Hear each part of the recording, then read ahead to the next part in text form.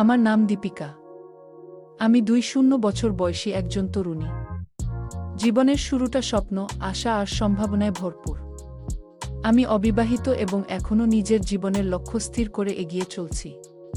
পড়াশোনা, আত্মনির্ভরতা এবং মানসিক পরিপক্কতা, এই ৩টি বিষয়কেই আমি আমার জীবনের ভিত্তি হিসেবে মনে করি। আমি সবসময় স্বপ্ন দেখি একটি সুন্দর, ভালোবাসায় ভরা ঘরের, যেখানে থাকবে পারস্পরিক সম্মান, বোঝাপড়া আর ভালোবাসা।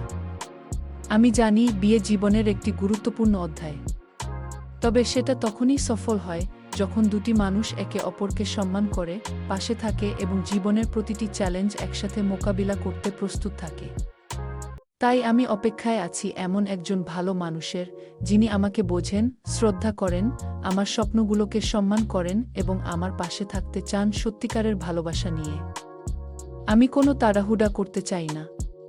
আমি চাই যখন আমার জীবনসঙ্গী আসবেন, তখন আমার মন, মস্তিষ্ক এবং জীবন, তিনটিই প্রস্তুত থাকবে সেই নতুন অধ্যায়ের জন্য। আমি বিশ্বাস করি সঠিক সময়ে সঠিক মানুষ নিজেই এসে যাবে আমার জীবনে।